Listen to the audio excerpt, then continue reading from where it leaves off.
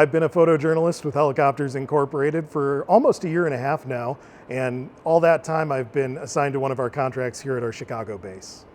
Every day as an aerial photojournalist is a little bit different, but most days start with me arriving at the hangar, checking in with my pilot for the day so he can brief me on any weather concerns, then checking in with the news desk at our stations, seeing if they have any assignments for us that they need right away or later in the day. Then I come out here, I look over our ENG equipment, make sure everything's plugged in, everything's charged up, and everything's ready to go to start the rest of my day. People take a lot of different paths to becoming an aerial photojournalist. Some people come in with a lot of video and photography experience, and that's a very helpful experience to have. I came in from the broadcasting side. I worked for a traffic company, primarily in radio, doing broadcasting reports.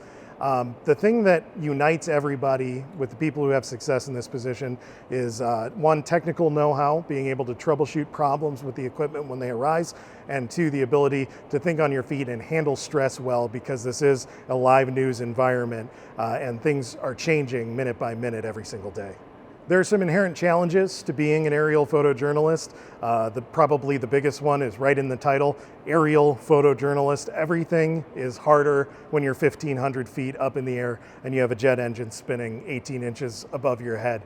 Things that are stressful on the ground that are inherent to video production, finding your framing, finding the scene, finding the location, all of that is much more stressful when you're 1,500 feet in the air dealing with other helicopters that are also jockeying for position on the same scene, and with a news producer chirping in your ear trying to get the shot as soon as you have it set up. So all of those things create a very high stress environment. That's one of the challenges. Another one of the big challenges that we deal with is sometimes being an interpreter between the pilots and the news desk. The folks at the station don't always speak aviation. The pilots don't always speak newsroom. So being an interpreter, going back and forth between those things, is a big aspect of being an aerial photojournalist.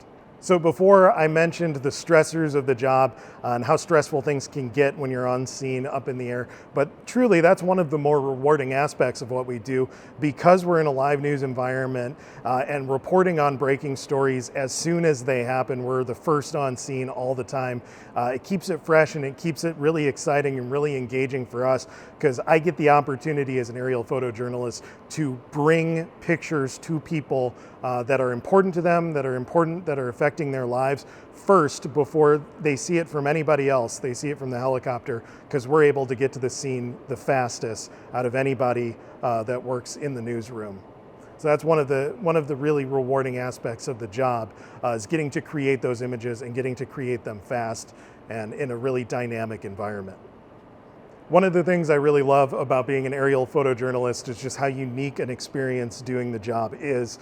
Most people, when they see the news helicopter footage at home, they don't think about the fact that there's somebody in there working the camera, or if they do, they assume it's somebody with a handheld camera they're pointing out the window like it was back in the old days. But we actually get to use this very sophisticated equipment towards doing that job really well. It's not just the camera, it's the microwave transmitter that we use to beam our signal to the station. It's the two-way radios we use for in-air communication with the station and with the other helicopters that are up on scene. And it's just all the other things that we get to use, the peek behind the curtain that actually goes into creating those moments that everybody sees when they turn on the local news.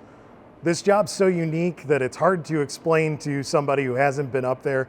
Fellow photojournalist Max Wilson likes to say it's like you're playing a video game while riding a roller coaster, trying to keep that camera on the shot while the helicopter's moving around in the open air. Another piece of advice I would give is, no matter how much experience you're able to accrue on the ground, no matter how great of a candidate you might be with your background, nothing is going to exactly prepare you for the unique challenges of using your particular equipment in your particular helicopter for your particular station. So one of the biggest aspects that makes a aerial photojournalist successful is just having a great attitude, being very open-minded, willing to learn from people who are more experienced than yourself, being willing to consult with the pilots and the people at the station to sort of help you grow as an aerial photojournalist, and having an open mind when it comes to learning some of the more technical aspects and the more idiosyncratic aspects of the different equipment that we use.